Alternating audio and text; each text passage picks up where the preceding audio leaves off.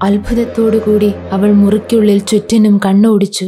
അവളുടെ കണ്ണുകൾ ഒരു യാത്രയ്ക്കുള്ള തയ്യാറെടുപ്പോടെ നിൽക്കുന്ന ആ മനുഷ്യന്റെ മുഖത്ത് തറച്ചു. "നീ എവിടെ പോകുന്നു?" അറിയാതെ അവളുടെ ചുണ്ടിൽ നിന്നും ആ വാചകം പുറത്തേക്ക് ചാടിയതുപോലെയായിരുന്നു.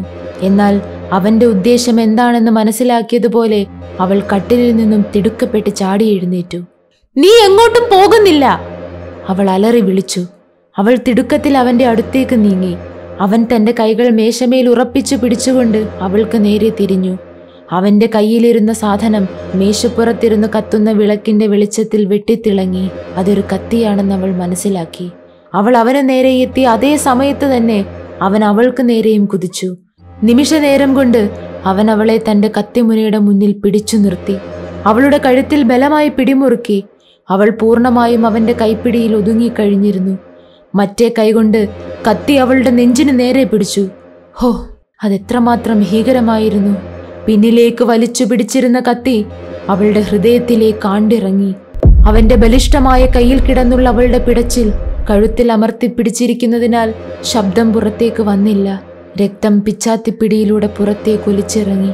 കുറച്ചു സമയം അവൻ അവളെ ബലമായി പിടിച്ചുകൊണ്ട് അതേ നിൽപ്പ് തന്നെ നിന്നു. അവളുടെ പിടച്ചിൽ ക്രമേണ നിലച്ചു. പിന്നീട് പിച്ചാത്തി വലിച്ചൂരിയ ശേഷം അവളെ തറയിലേക്ക് തള്ളിമറിച്ചിട്ടു. അവളുടെ ഞരങ്ങുന്ന ശരീരത്തിൽ നിന്നും ഒരു നെടുവീർപ്പുയർന്നു. അതിനപ്പുറം അവളിൽ നിന്നും ഒരു ശബ്ദവും പുറത്തേക്ക് വന്നില്ല. വല്ലാത്തൊരു നിശ്ചലത, ഭീകരമായ നിശബ്ദത തന്നെ. അവൻ താഴെ വീണുകിടക്കുന്ന അവളെ സൂക്ഷിച്ചു നോക്കി. തുടർന്ന് അവൻ പിന്തിരിഞ്ഞു നിന്നു. ഞങ്ങൾ അവന്റെ മുഖം നന്നായി കണ്ടു. അത് മുമ്പത്തേക്കാൾ വിളറി വെളുത്തിരുന്നു. ഒരു പുഞ്ചിരി അവന്റെ ചുണ്ടുകളിൽ തത്തിക്കളിച്ചു. പരിസര നിരീക്ഷണം നടത്തുന്നതുപോലെ അവൻ അല്പനേരം അവിടെ തന്നെ നിന്നു. എന്നിട്ട് ക്യാബിനുള്ളിലൂടെ കണ്ണുപായിച്ചു. തൻ്റെ കണ്ണിൽപ്പെടാത്തത് എന്തെങ്കിലും അവിടെ അവശേഷിക്കുന്നുണ്ടോ എന്നാണ് അവൻ്റെ കണ്ണുകൾ തേടിയത്.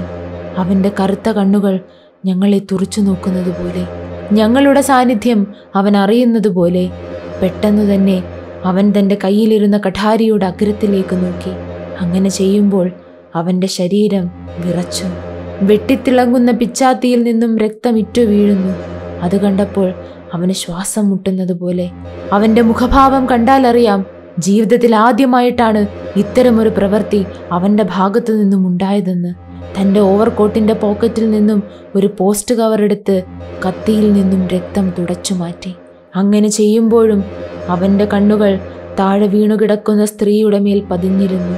തറയിൽ കിടക്കുന്ന ആ സ്ത്രീരൂപം അവനെ വീണ്ടും വീണ്ടും ഭയപ്പെടുത്തുന്നതായി അവൻ്റെ വിളറിയ മുഖഭാവം വിളിച്ചു പറഞ്ഞു. അവൻ ഭയത്തോടെ പിന്നിലേക്ക് നീങ്ങി വന്നു. അവൻ വീണു പോകുമോ എന്ന് പോലും ഞാൻ ചിന്തിച്ചു. വീഴാതെ പിടിച്ചു നിൽക്കുന്നതിന് വേണ്ടി അവൻ ഭിത്തിയിൽ തൻ്റെ കൈകൾ താങ്ങിപ്പിടിച്ചു. ആ ഭാഗത്തെ ക്യാബിൻ ഭിത്തി മേൽക്കൂരയുടെ മധ്യഭാഗം വരെ ഇരട്ട പാനലിലാണ് ഉണ്ടാക്കിയിരുന്നത്. ഈ രണ്ട് പാനലുകൾക്കുമിടയിൽ ഒരു ചെറിയ വിടവുണ്ടായിരുന്നു. വീണു പോകുമോ എന്ന ഘട്ടത്തിൽ അവൻ പെട്ടെന്ന് ആ പാനൽ ഭിത്തിയിലേക്ക് പിടിച്ചു നിൽക്കാൻ ശ്രമിച്ചു. ഈ സമയം അവൻ്റെ കയ്യിലിരുന്ന കത്തി ആ രണ്ട് പാനലിനും ഇടയിലുള്ള വിടവിലേക്ക് വീണുപോയി. അവൻ തികച്ചും പരിഭ്രാന്തിയിലാണ്. ഇതൊക്കെ എങ്ങനെയാണ് സംഭവിച്ചതെന്ന് ഓർത്തവൻ വിറയ്ക്കുകയാണ്. ഈ സമയത്ത് നദിയുടെ മറ്റേതോ ഭാഗത്തു നിന്നും ഹോയ് എന്നൊരു ശബ്ദം ഉയർന്നു കേട്ടു. ഒരുപക്ഷെ ആ ശബ്ദം ഹൗസ് ബോട്ടിലെ ജീവനക്കാരെ ആരെയെങ്കിലും ഉദ്ദേശിച്ചുകൊണ്ട് മറ്റൊരു ബോട്ടിലെ ജീവനക്കാർ നൽകിയ സന്ദേശമായിരിക്കാമെന്ന് അവന് ബോധ്യമായി. ആ ശബ്ദം അവനെ വല്ലാതെ ഭയപ്പെടുത്തി. അവൻ മേശയ്ക്കു നേരെ വേച്ചു നടന്നെടുത്തു. ബാഗിന്റെ എല്ലാ സിപ്പുകളും തിടുക്കത്തിൽ വലിച്ചടച്ച് ബാഗ് കയ്യിലെടുത്തു. അവൻ രക്ഷപ്പെട്ടോടാനുള്ള തത്രപ്പാടിലാണ്. അവൻ അങ്ങനെ ചെയ്ത നിമിഷം തന്നെ ഞാൻ ഇടനാഴിയിൽ നിന്നും മുന്നോട്ട് നീങ്ങി. ഞാൻ അവന്റെ മുന്നിലേക്കു തന്നെ നടന്നു ചെല്ലുകയാണ്. അവൻ എന്നെ കാണുന്നുണ്ടോ ഇല്ലയോ എന്നൊന്നും എനിക്കറിയില്ല.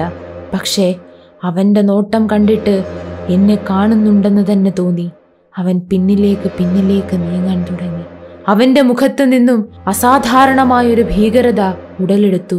ആ ഭീകരതയുടെ ആഴം എത്രമാത്രമായിരുന്നുവെന്ന് പറഞ്ഞറിയിക്കുക പ്രയാസമാണ്. ഏതാണ്ട് അതേ സമയത്തു തന്നെ അവിടെ നിലനിന്നിരുന്ന ആ പഴയ രംഗം പൂർണ്ണമായും അപ്രത്യക്ഷമായി. ഞാനിപ്പോൾ നിൽക്കുന്നത് വാട്ടർ ലില്ലിയുടെ ക്യാബിനിലാണ്. ചന്ദ്രപ്രകാശം ബോട്ടിലെ കിളിവാതിലിലൂടെ ഇപ്പോഴും ക്യാബിനകത്തേക്ക് തള്ളിക്കയറി വരുന്നു. ഇതിനോടകം വയലറ്റും ഇഴഞ്ഞിഴഞ്ഞ് എൻ്റെ അടുക്കലേക്ക് എത്തിയിരുന്നു. അവൾ എൻ്റെ കൈകളിൽ അമർത്തിപ്പിടിച്ചു. ഞാൻ അവളെ എന്നിലേക്ക് കൂടുതൽ ചേർത്ത് പിടിച്ചു. എറിക്, അവളുടെ ശബ്ദത്തിന് ഒരു വിലാപത്തിൻ്റെ ധ്വനിയുണ്ടായിരുന്നു. എന്നെ സംബന്ധിച്ചാണെങ്കിൽ എൻ്റെ ശബ്ദം നഷ്ടപ്പെട്ടതുപോലെ ഞാൻ നിശ്ചലനായി നിൽക്കുകയാണ്. കുറെ നേരത്തെ നിശബ്ദതയ്ക്ക് ശേഷം ഞാൻ പതുക്കെ പിറുപിറുത്തു. നാം ഈ കണ്ടതെല്ലാം ഒരു സ്വപ്നമായിരുന്നുവോ? അല്ല, എല്ലാം സത്യമാണ്. നമ്മുടെ കൺമുന്നിൽ നടന്നതാണ്. കൺമുന്നിലോ? ഞാനൊരു ശവശരീരം കണക്കെ നിർജീവമായ അവസ്ഥയിലേക്ക് വീണുപോയി. നോക്കൂ. ഞങ്ങൾ സംസാരിച്ചു കൊണ്ടിരിക്കുന്നതിനിടയിൽ അവൾ തിരിഞ്ഞു നോക്കിക്കൊണ്ടാണ് നോക്കൂ എന്ന് വിളിച്ചു പറഞ്ഞത്. ചാന്ദ്രപ്രകാശത്തിൽ ഒരു സ്ത്രീ നിലത്ത് നിശാവസ്ത്രത്തിൽ കിടക്കുന്നതാണ് ഞങ്ങൾ കണ്ടത്. അവൾക്ക് സ്വർണ്ണ നിറത്തിലുള്ള മുടിയായിരുന്നുവെന്നും ഞങ്ങൾ കണ്ടു. അവൾ മരിച്ചു കിടക്കുന്നതായിട്ടാണ് ഞങ്ങൾക്ക് അനുഭവപ്പെട്ടത്. ഞങ്ങൾ അവളെ വ്യക്തമായി കണ്ടതാണ്. എന്നാൽ അടുത്ത നിമിഷത്തിൽ തന്നെ അതവിടെ നിന്നും അപ്രത്യക്ഷമായി. അതൊരു പക്ഷേ ഞങ്ങളുടെ ഭാവനയായിരുന്നിരിക്കണം. ഇതൊന്നും യാഥാർത്ഥ്യമല്ലെന്നും ഞങ്ങൾക്ക് ബോധ്യമുണ്ട്. എന്നാൽ ഈ ഭാവനയാകട്ടെ യാഥാർത്ഥ്യത്തെക്കാൾ മൂർത്ത സ്വഭാവം കാണിക്കുന്നുണ്ടായിരുന്നു. അത് ഞങ്ങളെ അമ്പരപ്പിച്ചു. എൻ്റെ ഭാര്യ എന്നെ തുറച്ചു നോക്കി. എറിക്, ഈ കാഴ്ചകളെല്ലാം തന്നെ നമുക്കുള്ളൊരു സന്ദേശമായിട്ടാണ് എനിക്ക് തോന്നുന്നത്. ഈ ബോട്ടിനുള്ളിൽ അന്ന് രാത്രിയിൽ നടന്നൊരു കൊലപാതകത്തിലേക്ക് വെളിച്ചം വീശുന്ന തെളിവുകളാണിതെല്ലാം. ഞാൻ മറുപടിയൊന്നും പറഞ്ഞില്ല. ഞാൻ മേശപ്പുറത്തു നിന്നും തീപ്പെട്ടിയെടുത്ത് വിളക്കു കത്തിച്ചു. തുടർന്ന് ആ മുറിയുടെ ഓരോ മൂലയും സസൂക്ഷ്മം നിരീക്ഷിച്ചു. വെളിച്ചം എല്ലായിടത്തും കിട്ടുന്നതിനായി വിളക്കെൻ്റെ തലയ്ക്ക് മുകളിലേക്ക് ഉയർത്തിപ്പിടിച്ചു. മുറിയിൽ യാതൊന്നിനും ഒരു സ്ഥാനചലനവുമില്ല. ഞങ്ങൾ കിടക്കാൻ തുടങ്ങുമ്പോൾ എങ്ങനെയായിരുന്നുവോ ആ മുറി, അതിപ്പോഴും അങ്ങനെ തന്നെ. പക്ഷേ മാറ്റങ്ങൾ ഉണ്ടായത് 2 പേർക്ക് മാത്രമാണ്, എനിക്കും എൻ്റെ ഭാര്യയ്ക്കും. വയലറ്റ്, നിനക്കൊന്നും തോന്നരുത്. ഞാൻ അല്പം വിസ്കി കഴിക്കാൻ പോവുകയാണ്. അവൾ എതിർപ്പൊന്നും പ്രകടിപ്പിച്ചില്ല. ഞാൻ ഗ്ലാസ്സിലേക്ക് മദ്യം പകരുന്നത് അവൾ നോക്കി നിന്നു. ആ പ്രേതങ്ങൾ ഞങ്ങളോട് എത്ര മാന്യമായിട്ടാണ് പെരുമാറിയതെന്ന കാര്യം ഞാൻ സമ്മതിക്കുന്നു. അതെന്തായാലും ശരി. നമ്മളിപ്പോൾ ഇവിടെ കണ്ട കാര്യങ്ങളെക്കുറിച്ച് നിന്റെ ധാരണകൾ എന്തെല്ലാമാണ്? ഞാൻ ചോദിച്ചു. അവൾ നിശ്ചലയായി നിൽക്കുകയാണ്. ഞാൻ രണ്ടാമതും ഒരു ലാർജ് കൂടി അകത്താക്കി. ചില സാഹചര്യങ്ങളിലെങ്കിലും വിസ്കി നിന്ദിക്കാൻ കഴിയാത്തൊരു ദ്രാവകമാണെന്ന കാര്യത്തിൽ യാതൊരു സംശയവും വേണ്ട. നമുക്ക് 2 പേർക്കും പെട്ടെന്ന് ഭ്രാന്ത് പിടിച്ചതാണോ? അതോ ഉച്ചയ്ക്ക് ലഞ്ച് കഴിച്ചപ്പോൾ കടിച്ചു നിന്ന വെള്ളരിക്കയാണോ എല്ലാ കുഴപ്പങ്ങൾക്കും കാരണം? ഞാനിപ്പോൾ ആഗ്രഹിക്കുന്നത് മിസ്റ്റർ ഇംഗ്ലിസ് ഈ കഥയെല്ലാം അവൻ്റെ മനസ്സിൽ തന്നെ സൂക്ഷിച്ചാൽ മതിയായിരുന്നുവെന്നാണ്. തലേന്ന് രാത്രിയിൽ ഞാൻ കേട്ട ശബ്ദവും അവരുടേതായിരുന്നു. മേസൺ കേട്ടതും അവരുടെ ശബ്ദം തന്നെയാണ്. ഒരുപക്ഷെ ഇതെല്ലാം വിധിയായിരിക്കാം. എല്ലാം മുൻകൂട്ടി നിശ്ചയിച്ചിരുന്നതുപോലെ തന്നെ. ഞാനിപ്പോൾ അത് മനസ്സിലാക്കുന്നു.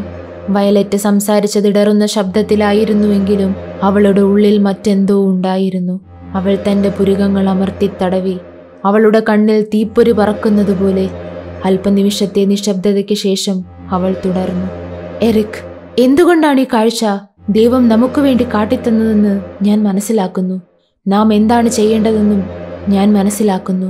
എറിക്, നമുക്ക് ആ കത്തി എവിടെയാണെന്ന് കണ്ടെത്തണം. ഞാൻ ഭയന്നു വിറയ്ക്കാൻ തുടങ്ങി. അവളുടെ മരവിച്ച മാനസികാവസ്ഥയിൽ നിന്നായിരിക്കാം ഇങ്ങനെ ചിന്തിക്കുന്നതെങ്കിലും അവളുടെ തലച്ചോറ് പ്രവർത്തിക്കുന്നുണ്ടായിരുന്നു.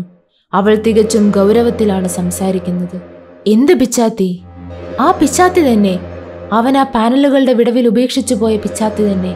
ഈ ബോട്ട് പുതിയ പെയിന്റ് അടിച്ച് മോടി പിടിപ്പിച്ചിട്ടുണ്ടെന്നല്ലാതെ അതിനകത്തെ സംവിധാനങ്ങൾക്ക് യാതൊരു മാറ്റവുമില്ല. മോഹിനിയിലുണ്ടായിരുന്ന അതേ സാഹചര്യം തന്നെ വാട്ടർ ലില്ലിയിലും നിലനിൽക്കുന്നു.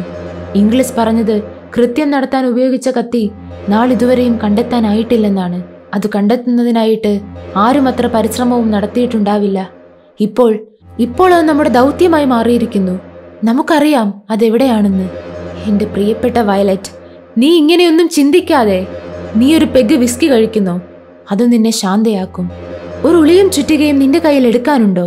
നീ അതുകൊണ്ട് എന്ത് ചെയ്യാൻ പോകുന്നു? നമ്മൾ നിൽക്കുന്ന ഇവിടെ തന്നെ അതുണ്ട്. ഇവിടെ ഈ സ്ഥലത്തു തന്നെയാണ് അവൻ ആ കത്തി ഉപേക്ഷിച്ചത്. അവൾ നിന്നിരുന്നിടത്ത് നിന്നും നടന്ന് ഏകദേശം കട്ടിലിനും തൊട്ടപ്പുറത്തായി പാനലുകൾ കൊണ്ട് ഭിത്തി മറച്ചിരുന്ന വശത്ത് നിന്നുകൊണ്ടാണ് അത്രയും സംസാരിച്ചത്. സത്യം തുറന്നു പറഞ്ഞാൽ എനിക്ക് അവളുടെ ആ സ്വഭാവം തീരെ രുചിച്ചില്ല. അവൾ ചെന്ന് നിൽക്കുന്നിടം ശരിയാണ്. ഭീകരമായി കടന്നുപോയ ഈ രാത്രിയിൽ ആ മനുഷ്യൻ കൊലപാതകത്തിന് ശേഷം ചെന്ന് നിന്നിരുന്നത് അവിടെ തന്നെയാണ്. ഞാൻ ഈ പാനൽ പൊളിക്കാൻ പോവുകയാണ്. തറയിൽ മുട്ടുകുത്തിയിരുന്നു കൊണ്ട് ആ പാനലിൽ തട്ടിക്കൊണ്ടാണ് അവളങ്ങനെ പറഞ്ഞത്. അവൾ തുടർന്നു, ഇതിനിടയിൽ നിന്നും നമുക്ക് ആ കത്തി കണ്ടെത്താനാകും. എന്റെ വയലറ്റ്, ഈ ഹൗസ് ബോട്ട് നമ്മുടെ സ്വന്തമൊന്നുമല്ല, മറ്റൊരാളിന്റെ സ്വത്താണിത്. തികച്ചും അനാവശ്യമായ ഒരു കാര്യത്തിനായി നമുക്കിത് നശിപ്പിക്കാൻ യാതൊരു അവകാശവുമില്ല. ഇതിന്റെ ഉടമസ്ഥനോട് നാം കണ്ട കാര്യങ്ങൾ പറഞ്ഞ് ന്യായീകരിക്കാനാവില്ല. അതെല്ലാം ശുദ്ധ മണ്ടത്തരമാണ്. ഞാനിത് ചെയ്യും. ഇത്രയും പറഞ്ഞിട്ട് അവൾ തന്റെ തൊട്ടടുത്ത അലമാരയിൽ ഉണ്ടായിരുന്ന ചുണ്ടുവളഞ്ഞൊരു പിച്ചാത്തി കയ്യിലെടുത്തു. അതിന്റെ മൂർച്ചയുള്ള ഭാഗം കൊണ്ട് പാനലിനെ ബന്ധിപ്പിച്ചിരുന്ന തടിക്കഷ്ണങ്ങൾ അറുത്തുമാറ്റാൻ അവൾ ശ്രമിച്ചു. അതത്ര സുരക്ഷിതമായിട്ടൊന്നുമല്ല ഉറപ്പിച്ചിരുന്നത്. വളരെ കുറച്ചു നേരത്തെ അധ്വാനം കൊണ്ട് തന്നെ അവൾക്ക് ആ തടിക്കഷ്ണം ഇളക്കാനായി. പിന്നീട് തന്റെ 2 കൈയും ഉപയോഗിച്ച് ബലം പ്രയോഗിച്ച് ആ പാനൽ ഇളക്കി മാറ്റുന്നതിൽ അവൾ വിജയിച്ചു. എറിക്, അതിവിടെയുണ്ട്. എന്തോ അവിടെ കിടക്കുന്നുണ്ട്. അതിന്റെ അഗ്രഭാഗത്ത് തുരുമ്പ് പോലെ എന്തെല്ലാമോ പറ്റിപ്പിടിച്ചിരിക്കുന്നു. തറയുടെ ഏറ്റവും അങ്ങേയറ്റത്താണത് കിടക്കുന്നത്. മാറാലയും അഴുക്കും അതിനെ ഒരു പരിധിവരെ മൂടിയിട്ടുണ്ട്. അത് കണ്ടതും അല്പം ഭയത്തോടെ വയലറ്റ് എന്നോട് പറഞ്ഞു, നീ അതൊന്നെടുക്കൂ. ഇത്തരം സാധനങ്ങൾ കൈകൊണ്ട് തൊടുന്നത് എനിക്ക് ഭയമാണ്. ശരിയാണ്, എന്തോ ഒന്ന് അവിടെയുണ്ട്. എന്റെ ദൈവമേ, അതൊരു കത്തി തന്നെയാണല്ലോ. അതെ, അതൊരു കത്തി തന്നെയായിരുന്നു. ഞങ്ങൾ ഞങ്ങളുടെ കണ്ണുകൾ കൊണ്ട് കണ്ട അതേ കത്തി തന്നെ. ആ കാഴ്ചയെ ഭീകരതയെന്നോ സ്വപ്നമെന്നോ ഭ്രാന്തെന്നോ എന്തു വേണമെങ്കിലും വിളിച്ചോളൂ. എന്നാൽ അതെല്ലാം സത്യമായി ഭവിക്കുന്നു. അതെല്ലാം സത്യമായിരുന്നുവെന്ന് വിശ്വസിക്കേണ്ടി വരുന്നു. ഇല്ല, ഞങ്ങൾക്ക് തെറ്റിയിട്ടില്ല. ആ മനുഷ്യൻ തന്റെ റബ്ബർ ഉറയിൽ നിന്നും വലിച്ചൂരിയ അതേ കത്തി തന്നെയാണത്. നീളം കൂടിയ മെലിഞ്ഞ അതേ കത്തി തന്നെ. രക്തം പുരണ്ട ഒരു ലെറ്റർ കവറും അതിനോടൊപ്പം കിട്ടിയിരുന്നു. ഞങ്ങളത് കണ്ടതാണ്. കത്തിയിൽ നിന്നും ഇറ്റുവീണ രക്തം തന്റെ ഓവർകോട്ടിൽ നിന്നും ഒരു കവർ വലിച്ചെടുത്ത് അയാൾ തുടയ്ക്കുന്നത് ഞങ്ങൾ കണ്ടതാണ്. കത്തി ആ വിടവിലേക്ക് വീണപ്പോൾ ആ കവറും അതിനോടൊപ്പം വീണുപോയിരുന്നു. അതൊന്നും ആ വെപ്രാളത്തിനിടയിൽ അയാൾ അറിയുന്നുണ്ടായിരുന്നില്ല. എനിക്കിത് വിശ്വസിക്കാനാവുന്നില്ല. എല്ലാം തികച്ചും യാദൃശ്ചികമായി സംഭവിക്കുന്നത് പോലെ. അതോ മുൻകൂട്ടി നിശ്ചയിച്ചതാണോ? ഞാൻ പിറുപിറുത്തു. കത്തിയിലെ രക്തക്കറ ഉണങ്ങിപ്പിടിച്ചിരുന്നു. കത്തി താഴേക്ക് വീണത് മനസ്സിലാക്കാം. പക്ഷേ ആ ലെറ്റർ കവർ എങ്ങനെയാണതിൽ പെട്ടുപോയതെന്ന് നിശ്ചയമില്ല. ഞാൻ ആ കത്തിയും കവറും കയ്യിൽ പിടിച്ചുകൊണ്ട് നിൽക്കുമ്പോൾ അതെന്റെ കയ്യിൽ നിന്നും തറയിലേക്ക് വീണുപോയി. ഞാനത് തറയിൽ നിന്നും കയ്യിലെടുത്തു. പെട്ടെന്നാണ് അതെന്റെ ശ്രദ്ധയിൽപ്പെട്ടത്. ആ കവറിന്റെ വലതുവശത്തായി ഒരു സ്ത്രീയുടെ കൈയക്ഷരത്തിൽ ഇങ്ങനെ എഴുതിയിരുന്നു. അതൊരു വിലാസമായിരുന്നു. Francis ജോയ്നസ്, fairly സ്ട്രീതാം. ആ വിലാസത്തിന്റെ ഉടമയെ എനിക്ക് പെട്ടെന്ന് തന്നെ ഓർമ്മ വന്നു. അയാൾ അറിയപ്പെടുന്നൊരു കുതിരപ്പന്തയക്കാരനായിരുന്നു. ജെന്റിൽമാൻ റൈഡർ എന്ന അപരനാമത്തിൽ അറിയപ്പെട്ടിരുന്ന അയാൾക്ക് നിരവധി മത്സര കുതിരകളുണ്ടായിരുന്നു. കൊലയാളിയിലേക്ക് വെളിച്ചം വീശുന്ന ശക്തമായ തെളിവായിരുന്നു ആ വിലാസം. ആ കവറിനുള്ളിൽ ഒരു കത്തുകൂടി ഉണ്ടായിരുന്നു. എല്ലാം തികച്ചും വിചിത്രമായി തന്നെ തോന്നുന്നു. ആ കത്ത് എഴുതിയിരുന്നത് മിസ്റ്റർ ജോയ്നസിന്റെ സ്നേഹനിധിയായ ഭാര്യയായിരുന്നു. അവർ ഭർത്താവിന് എഴുതിയ വേദനാജനകവും സ്നേഹം നിറഞ്ഞതുമായ ആ കത്ത് അന്വേഷണ ഉദ്യോഗസ്ഥരുടെ സാന്നിധ്യത്തിലാണ് പൊളിച്ചു വായിച്ചത്. അതിനേക്കാൾ വിചിത്രമായിരുന്നു പിന്നീട് നടന്ന സംഭവങ്ങൾ. മിസ്റ്റർ ജോയ്നസിനെ ഒരിക്കലും അറസ്റ്റ് ചെയ്യാൻ പോലീസിന് കഴിഞ്ഞില്ല. അതിന് തക്കതായ കാരണമുണ്ടായിരുന്നു. അന്വേഷണ ഉദ്യോഗസ്ഥർ അയാളെ കണ്ടെത്തുന്നതിനായി ആ വീട്ടിലെത്തിയെങ്കിലും അതിനു മുമ്പ് തന്നെ അയാൾ മരിച്ചിരുന്നു. വാട്ടർ ലില്ലിയിൽ വെച്ച് അന്നു രാത്രിയിൽ ഞാനും എൻ്റെ ഭാര്യയും കണ്ടറിഞ്ഞ ആ സംഭവകഥയുടെ അന്ന് തന്നെ അതേ ദിവസം രാത്രിയിലാണ് അയാൾ ആത്മഹത്യ ചെയ്തത്. അയാളുടെ ശവശരീരം എൻ്റെ ആഗ്രഹപ്രകാരം എന്നെ കാണിച്ചിരുന്നു. ആ ആത്മഹത്യയെക്കുറിച്ച് ഞാൻ കൂടുതലൊന്നും സംസാരിക്കാൻ ആഗ്രഹിച്ചില്ല. കാരണം അന്നു രാത്രിയിൽ ഞാനും ഭാര്യയും ആ ക്യാബിനിൽ കണ്ട അതേ മനുഷ്യൻ തന്നെയായിരുന്നു ഈ ജോയ്നസ്. അന്നു രാത്രിയിൽ അയാൾക്ക് ഉറങ്ങാൻ കഴിഞ്ഞില്ലത്രേ. ഭയാനകമായ സ്വപ്നങ്ങൾ അയാളുടെ ഉറക്കത്തെ തടസ്സപ്പെടുത്തി. അയാൾ ആകെ അസ്വസ്ഥനായിരുന്നു. എനിക്ക് അത്ഭുതം തോന്നുന്നത് അന്നു രാത്രിയിൽ ഞാൻ വാട്ടർ ലില്ലിയുടെ ക്യാബിനിൽ അയാളെ കണ്ടതുപോലെ തന്നെ അയാൾ സ്വപ്നത്തിൽ എന്നെയും കണ്ടിട്ടുണ്ടായിരിക്കണം. അയാളുടെ ഉറക്കം നഷ്ടപ്പെടുത്തിയത് എൻ്റെ മുഖമായിരിക്കണം. പിന്നീട് അന്വേഷണത്തിൽ വ്യക്തമായത് മോഹിനി വാടകയ്ക്കെടുത്ത ബുഷും മിസ്റ്റർ ജോയ്നസും ഒരാൾ തന്നെയാണെന്ന സത്യമായിരുന്നു. എന്നാൽ അന്വേഷണ ഉദ്യോഗസ്ഥരുടെ ആവക കണ്ടെത്തലുകൾ എന്നിൽ യാതൊരു അത്ഭുതവും ഉളവാക്കിയില്ല.